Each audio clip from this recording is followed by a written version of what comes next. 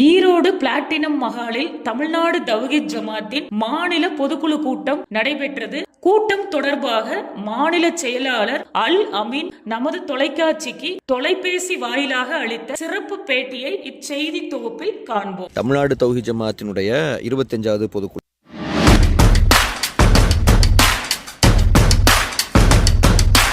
இது வழக்கமாக ஒவ்வொரு வருடங்களுக்கு ஒரு முறை நடக்கக்கூடிய ஒரு பொதுக்குழு கூட்டம். அந்த அடிப்படையில் இந்த பொதுக்குழு கூட்டம் நடக்குது. இது தேர்தல் நேரமாகவும் இருக்கிறதுனால தேர்தல் சார்ந்த நம்முடைய கருத்துகள், இப்போ நடந்து கொண்டு இருக்கக்கூடிய அரசியல் ரீதியான பிரச்சனைகளை எல்லாம் விரிவாக விவாதித்து அது சம்மந்தமான தீர்மானங்களை நிறைவேற்றுவதற்காக இந்த பொதுக்குழு கூட்டம் நடக்குது. ஒன்று. ரெண்டாவது, இந்த பொதுக்குழு கூட்டத்தை ஒட்டி ஒரு மிக முக்கியமான ஒரு செயல் திட்டத்தை நாங்கள் அறிவிக்கவிருக்கிறோம். அது சார்ந்த விஷயங்கள் உங்களுக்கு நம்ம சொல்லுவோம். அண்ணல் நபி அழகிய முன்மாதிரி என்கின்ற ஒரு செயல் திட்டம், ஒரு 10 மாத செயல் திட்டம் நான் அறிவிக்க போகிறோம். அதில் முகமது நபி அவர்களுடைய வாழ்க்கை விஷயங்களை இஸ்லாமியர்களுக்கு மத்தியில் கொண்டுட்டு போய் சேர்க்கக்கூடிய ஒரு வேலை. நம்ம ஒரு விதமான பிரச்சார அமைப்பு தான். அதை நம்ம தொடர்ச்சியாக செய்வோம். இது அதில் இருக்கக்கூடிய ஒரு விஷயம். ரெண்டாவது, அரசியல் ரீதியாக இங்கே நடக்கக்கூடிய விஷயங்களை பொறுத்தவரையில் இன்றைக்கி ஆளக்கூடிய பிஜேபி அரசாங்கம் ஏகப்பட்ட பிரச்சனைகளை கொடுத்து கொண்டிருக்குது. குறிப்பாக ஒரிசாவில் நேற்றைய தினம் ஒரு கிறிஸ்துவ பாதிரியாரை அடித்து அவருடைய வாயில் சாணத்தை ஊட்டக்கூடிய ஒரு வேலை நடந்திருக்குது. ஒரு வாரத்துக்கு முன்னாடி ஒரு முஸ்லீமை அடித்து கொண்டிருக்கிறாங்க. அவர் அந்த மாட்டை டிரான்ஸ்போர்ட் பண்ணாருன்னு சொல்லிட்டு ஒரு 34 வயசு ஆளை அடித்து கொண்டிருக்காங்க. மஹமூத் அப்படின்னு ஒருத்தரை அடித்து கொண்டிருக்கிறாங்க. ஒரிசாவில் இது புதுசு. ஒரிசாவில் ஒரு 20-25 வருஷத்துக்கு முன்னாடி ஒரு பாதிரியாரை எரித்து கொண்டாங்க. தாராசிங்னு ஒருத்தர் எரித்து கொண்டார். கிரஹாம் ஸ்டெயின்ஸ் என்கின்ற ஒரு பாதிரியார். அதற்கு பிறகு பெரிய அளவில் சம்பவங்கள் அங்கே நடக்கலை. பிஜு ஜனதாதள் என்கிற ஒரு கட்சி ஆட்சியில் இருந்தது.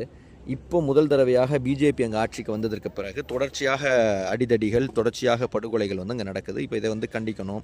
இதை சார்ந்து ஒரு உச்சநீதிமன்றத்தில் இந்த விளக்கு சூமோட்டாவாக எடுத்து உச்சநீதிமன்றம் இது ஒரு ட்ரெண்டு. இது இன்றைக்கி ஒரிசாவில் நடக்குதுன்னா இது ஒரிசாவில் மட்டும் நடக்கல. மத்திய பிரதேசத்தில் இந்த கிறிஸ்மஸை ஒட்டி ஏகப்பட்ட பேர் தாக்கப்பட்டிருக்கிறாங்க. உத்தரப்பிரதேசத்தில் நேற்று ஒரு பெரிய சம்பவம். உத்தரப்பிரதேசத்தில் தொடர்ச்சியாக நிறைய சம்பவங்கள் நடந்துகிட்டு இருக்குது. பிஜேபி எங்கெங்கெல்லாம் ஆண்டு கொண்டிருக்கோ, எங்கெங்கெல்லாம் கூட்டணியில் இருக்குதோ அங்கெல்லாம் பெரிய இந்த மாதிரியான சிறுபான்மைகளை மக்களை பிரிக்கக்கூடிய சில வேலைகளை தொடர்ச்சியாக செய்யக்கூடிய காரியங்கள் நடந்து கொண்டு இருக்குது. அதை கண்டித்து அதற்கு எதிராக நாங்கள் தீர்மானம் நிறைவேற்றவிருக்கிறோம்.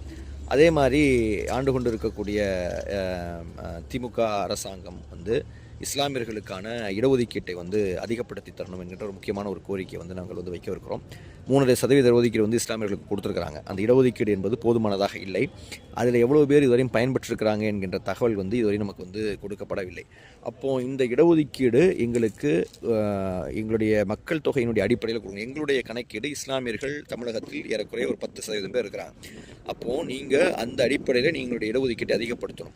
அல்லது குறைந்தபட்சம் முதல் கட்டமாக 5% நீங்கள் அதிகரிக்க வேண்டும் என்கின்ற ஒரு கோரிக்கையை வைத்து நாங்கள் இந்த பொதுக்குழுவில் தீர்மானம் நிறைவேற்ற இருக்கிறோம். எங்களுடைய பல நீண்ட கால கோரிக்கை 7% இடஒதுக்கீடு. இப்போ அந்த 7% இடஒதுக்கீடை நீங்கள் நிறைவேற்றுவதற்கு நீங்கள் ஒரு ஆணையம் அமைத்தோ அல்லது அதற்கான சாதிவாரி கணக்கெடுப்பெடுத்தோ நீங்கள் அதை நடத்தக்கூடிய நேரத்தில் நீங்கள் அதை செய்யலாம். ஆனால் 5% நிறைவேற்றுவதற்கு நீங்கள் எதையும் செய்ய வேண்டியதில்லை. உங்களுடைய 2001 இருக்கக்கூடிய சென்சஸின் அடிப்படையில் பார்த்தாலும் 1991 இருக்கக்கூடிய சென்சஸில் பார்த்தாலும் இந்த இஸ்லாமியர்கள் தமிழகத்தில் 5.5% இருக்கிறாங்க. அது நிச்சயமாக இப்போ உயர்ந்து தான் இருக்கும். அப்படின்னும்போது அந்த 5% கொடுக்கறதுல உங்களுக்கு எந்த விதமான சட்ட சிக்கலும் வராது, லீகல் இஷ்யூஸ் எதுவுமே வராது. அதுக்கு மேலே நீங்கள் கொடுக்கறதுக்கு நீங்கள் மேபி நீங்கள் ஏதாவது காரணங்களை சொல்லலாம். ஆனால் 5% கொடுக்குறது எந்த காரணங்களும் சொல்ல முடியாதுன்றதுனால அதை குறைந்தபட்சம் நீங்கள் கொடுக்கணும் என்கின்ற கோரிக்கை நாங்கள் சொல்கிறோம். ரெண்டாவது, ஏற்கனவே கொடுத்த இடஒதுக்கீட்டில் இஸ்லாமியர்கள் எந்த அளவுக்கு பயன்பெற்றிருக்கிறாங்க அப்படின்றதை ஒரு வெள்ளை அறிக்கையாக நீங்கள் கொடுக்கணும். ஒரு ஒயிட் பேப்பர் நீங்கள் வெளியிடணும். ஏன்னா நிறைய இடங்களில் ரூஸ்டர் முறை பின்பற்றப்பட்டு முஸ்லீம்களினுடைய இடஒதுக்கீடு முழுமையாக கிடைக்கவில்லை. சரிங்களா? ஒரு 10 இடம் இருக்கக்கூடிய இடத்துல 3.5% நீங்கள் அப்ளை பண்ணிங்கன்னா 0.35. அந்த 0.35 எப்படி கொடுக்க முடியாது. அப்போ ரூஸ்டர்னு ஒரு முறையை பயன்படுத்துகிறாங்க. 200 பாயிண்ட் ரூஸ்டர் முறை. அந்த 200 பாயிண்ட் ரூஸ்டர் முறையில் இஸ்லாமியர்கள் ரொம்ப பின்னாடி இருக்கிறாங்க. ரெண்டாவது, அது வரிசைப்படி தொடர்ச்சியாக பின்பற்றப்படுவதில்லை. அதை அடிக்கடி ரீசெட் பண்ணிக்கிட்டே இருக்காங்க. ரீசெட் பண்ணும்போது இஸ்லாமியர்களுக்கு ஒரு 4-5 வருஷம் கழித்து கிடைக்க வேண்டியது திரும்பவும் 0 ஆகிட்டு திரும்ப இப்படியே போய்கிட்டு இருக்குது. அதனால் எங்களுக்கு என்னென்னா பல துறைகளில் நாங்கள் இல்லை. பல்கலைக்கழகங்களில் நாங்கள் இல்லை, நாங்கள் பொதுப்பணித்துறையில் நாங்கள் இல்லை, மின்சாரத்துறையில் நாங்கள் இல்லை. பல துறைகளில் எங்களுடைய பிரதிநிதித்துவம் ரொம்ப குறைவாக இருக்குது. உள்துறையில் நாங்கள் இல்லை. அப்போ அதை நீங்கள் வெள்ளை அறிக்கையை வெளியிடணும். இதுவரை நீங்கள் ஒரு 20 வருஷத்துக்கு முன்னாடி நீங்கள் இடஒதுக்கீடு கொடுத்ததாக நீங்கள் சொல்கிறீங்க. அதுலேருந்து இதுவரையும் எவ்வளவு நாங்கள் பயன்பெற்றிருக்கிறோம் என்கிற வெள்ளை அறிக்கையை வெளியிடுங்க. வெள்ளையறிக்கை வெளியிட்டுட்டு இதற்கு முன்னாடி இந்த மாதிரி வந்து காலி இடங்கள் இஸ்லாமியர்களுடைய சதவீதத்தை வந்து பின்பற்றாத இடங்கள் இருக்கக்கூடியதை வந்து நீங்கள் ஒரு ஸ்பெஷல் டிரைவ் நடத்தி அந்த இடத்துல எங்களுக்கு இஸ்லாமியர்களுக்கு இடஒதுக்கீடு வந்து நீங்கள் வந்து கொடுக்கணும். இதுக்கு முன்னாடி வந்து இதே மாதிரி வந்து தலித்துகளுக்கு நடந்திருக்கு. தலித் சமுதாயத்தை சார்ந்த மக்கள் வந்து இடஒதுக்கீடு கொடுத்தும் அவர்களுக்கு நிறைய இடங்கள் போய் சேரலை அப்படின்னும் போது ஒரு ஸ்பெஷல் டிரைவ் மாதிரி நடத்தி அந்த இடஒதுக்கீடுகளை வந்து என்ஷூர் பண்ணாங்க. அந்த மாதிரி இஸ்லாமியர்களுக்கும் கொடுக்கப்படணும். ஏனென்றால் நாங்களும் இந்த நாட்டில் ஒரு குடிமக்களாக இருக்கிறோம். இந்த நாட்டினுடைய விடுதலைக்காக நாங்களும் போராடி இருக்கிறோம். இதில் எங்களுக்கும் உரிமைகள் வந்து இதில் இருக்குது. சமமாக இஸ்லாமியர்கள் நடத்தப்படணும் என்கின்ற ஒரு கோரிக்கை எங்களிடையே ரொம்ப நாளாக இருந்துகிட்டு இருக்கு. அதை வந்து இதில் வந்து வைக்கிறோம்.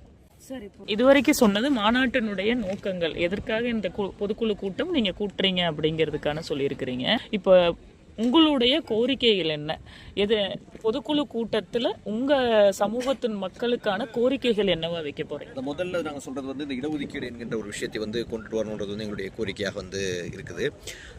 ரெண்டாவது மிக முக்கியமான விஷயம் வந்து உச்சநீதிமன்றத்தில் வந்து இஸ்லாமியர்களுக்கு எதிராக நடக்கக்கூடிய வன்முறைகளுக்கு எதிராக வந்து ஒரு சூமோட்டோவா வழக்கு வந்து தொடக்கப்படணும்னு சொல்லியிருக்குது.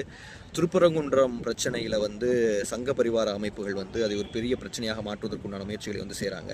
அதை எதிர்த்து சட்ட ரீதியான நடவடிக்கைகளை வந்து ஆளும் அரசாங்கம் எடுக்கணும். அதே மாதிரி மக்களும் வந்து அந்த சங்க பரிவாரங்களினுடைய சதித்திட்டத்தை புரிந்து கொண்டு அதை அவர்கள் ஒன்று சேர்ந்து எதிர்த்துக்கிட்டு இருக்காங்க. மதுரையில் வந்து இன்னைக்கு அந்த மக்களே வந்து அதை எதிர்க்கிறாங்க.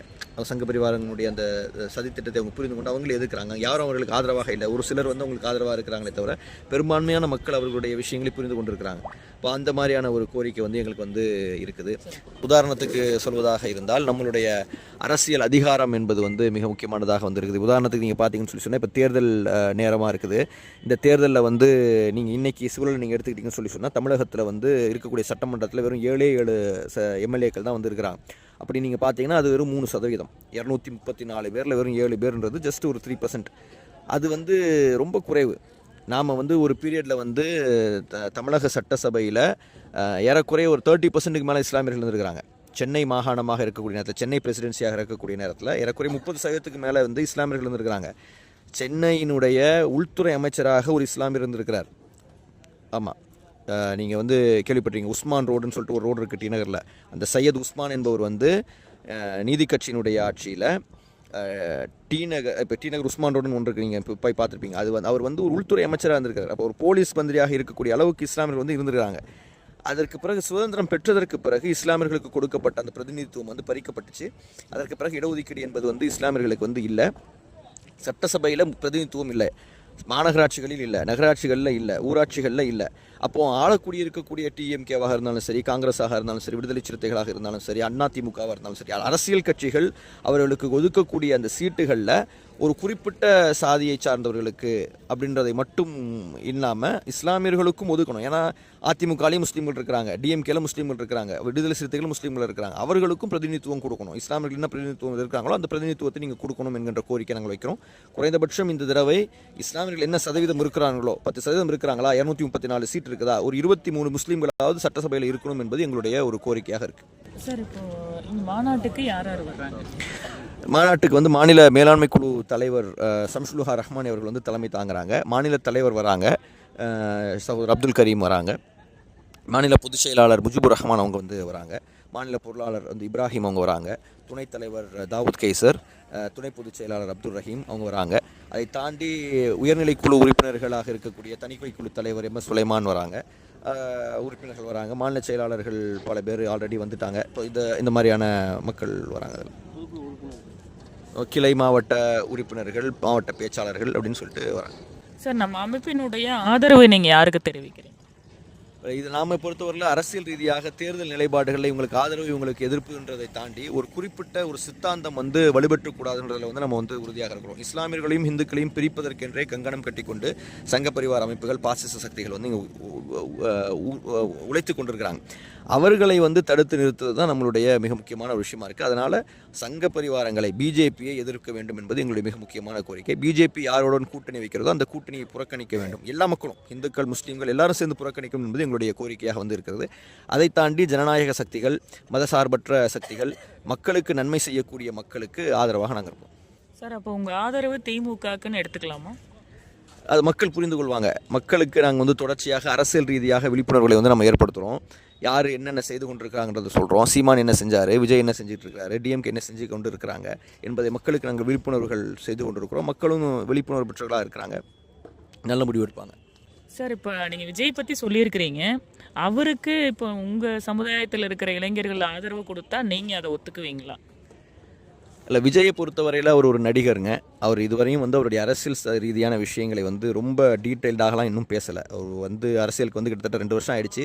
அவர் மொத்தமாக இதுவரையும் அவர் பேசின பேச்சுக்கள் நீங்கள் எடுத்துக்கிட்டிங்கனாலே அது வந்து என்ன ஒரு 2 மணி நேரம் 3 மணி நேரத்துக்கு மேலே அவர் பேசியிருக்க மாட்டார். அவர் ஒரு இமேஜ் பேஸ்டான ஒரு பொலிட்டிஷியனாக இருக்கிறாரு. அப்படின்னும்போது அந்த இளைஞர்களை பொறுத்தவரையில் சித்தாந்த ரீதியாக யார் வந்து எந்த விதமான சந்தேகத்துக்கும் அப்பாற்பட்டவர்களாக இருக்கார்களோ அவர்களுக்கு வந்து ஓட்டு போட வேண்டிய ஒரு சூழல் இருக்குது. பிஜேபியை எதிர்ப்பதில் இன்னும் விஜய் கடுமை காமிக்கவில்லை. பிஜேபியை எதிர்ப்பதில் அவர் வந்து இன்னும் வெளிப்படைத்தன்மையாக இன்னும் பேசலை. ஒரு டிஎம்கேவினுடைய விஷயங்களை எந்த அளவுக்கு எதிர்க்கிறாரோ அதில் ஒரு 0.5% கூட அவர் பிஜேபி எதிர்க்கலை. பிஜேபி குறித்த வார்த்தைகளை கூட வந்து அவர் பேசலை. இன்னும் சொல்லப்போனால் பிஜேபியிலிருந்து போனவர்கள் எல்லாம் அங்கே வந்து முக்கிய பொறுப்புகளில் வந்து இருக்கக்கூடிய ஒரு சூழல் என்பது இருக்குது. நீங்கள் நிர்மல்குமார்னு ஒருத்தர் அங்கே இருக்கிறாருன்னு சொல்லி கேட்டிங்கன்னா அவர் ஆர்எஸ்எஸ்ஐ சார்ந்தவர். அவர் பிஜேபியில் வந்து ஐடி விங்கில் இருந்தவர். அவர் இன்றைக்கி அங்கே வந்து ஒரு மிக முக்கியமான ஒரு பொறுப்பில் வந்து இருக்கிறார். அப்போ என்ன கொள்கையில் இருக்கிறாங்கன்றது மிக முக்கியமான ஒரு கேள்வியாக இருக்குது. எதிர்க்கக்கூடிய எதிர்ப்பும் வந்து வாயளவில் தான் இருக்கிறதே தவிர செயல்பாடுகளில் தெரியவில்லை.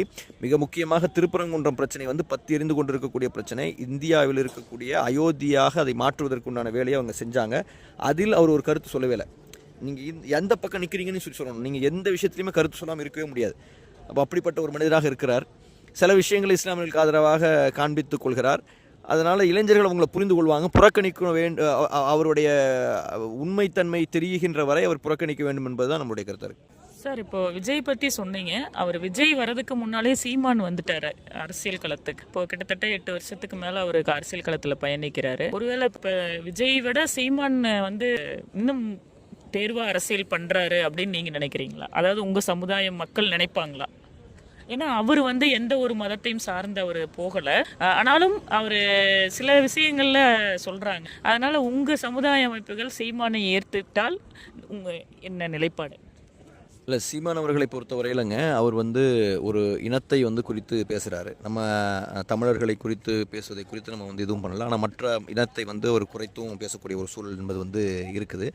2வது, அவருமே கூட இப்போ சமீபத்தில் வந்து பெரியாரை எதிர்க்கக்கூடிய விஷயங்கள் என்போது ரொம்ப எல்லை மீறி போவது போன்று வந்து தெரியுது. பிராமண கடப்பாரை வைத்து திராவிடத்தை தகர்ப்போம்னு சொல்லி சொல்கிறாரு. பெரியார் என்பவர் வந்து ஏராளமான விஷயங்களில் இந்த சமூகத்திற்கு நன்மை செஞ்சிருக்கிறார். அவர் மறைந்து போன ஒரு மனிதராக வந்து அவர் இருக்கிறார். அவர் கடுமையாக பேசக்கூடியவராக இருந்தாலும் கூட அவர் இந்த தமிழ் சமுதாயத்திற்கு இஸ்லாமியர்களுக்கு நன்மைகளை நிறைய செஞ்சிருக்கிறார். அவரை வந்து ஒரு எல்லை மீறி அவரை எதிர்ப்பது என்பது வந்து கூடுதல் சந்தேகத்தை ஏற்படுத்துது. அவர்கிட்ட இவங்களுக்கு மாற்று கருத்துக்கள் இருக்கலாம், எதிர்கருத்துக்கள் இருக்கலாம். ஆனால் பெரியாரை மொத்தமாக ஒழிச்சிடுவோன்ற அளவுக்கு பேசுறது ஏன் அப்படின்றது தெரில. இன்றைக்கி இடஒதுக்கீடு இருக்கிறதுக்கு மிக முக்கியமான காரணம் அவர் தான். முதல்ல அரசியலமைப்பு சட்டத்தில் நடந்த தமிழகத்தில் நடந்த திருத்தத்திற்கு மிக முக்கியமான காரணம் வந்து பெரியார் தான். அதெல்லாம் வந்து மறுக்க முடியாது. அவர்கிட்ட எங்களுக்கு நிறைய மாற்று கருத்துக்கள் இருக்குது. அவருடைய கடவுள் கொள்கையில் எங்களுக்கு நிறைய மாற்று கருத்துக்கள் இருக்குது. அவர் கடவுள் இல்லைன்றார், நாங்கள் கடவுள் இருக்கிறாங்கன்னு சொல்லக்கூடியவங்க தான். நாங்கள் இஸ்லாமியர்களாக இருக்கிறோம், அவர் கடவுள் இல்லை என்று சொல்லக்கூடியதாக இருக்கிறார். ஆனாலும் எங்களுக்கு மாற்று கருத்து இருந்தால் கூட அவர் சமூகத்துக்கு நன்மை செய்திருக்கிறார்ன்றதை வந்து யாருமே வந்து மறுக்க முடியாது. எல்லா சமூகத்திற்கும், முஸ்லீம்களுக்குன்னு இல்லை, எல்லா சமூகத்துக்கும் நன்மை செய்திருக்கிறார். அப்படின்னும் போது அவர் இந்த அளவுக்கு எதிர்க்கணுமா அப்படின்றது ஒரு இது இருக்குது. அது அவரை குறித்த சந்தேகத்தை வந்து கூட்டுது. அதெல்லாம் வந்து புரிந்து கொண்டு மக்கள் வந்து செய்யணும். கூடுதலாக அவர் என்ன ஒரு விஷயத்தை செய்கிறாருன்னு சொல்லி கேட்டிங்கன்னா, பெரியாரை எதிர்ப்பதற்கு வந்து இஸ்லாமிய முகங்களை வந்து அவர் முன்னிறுத்துறார்.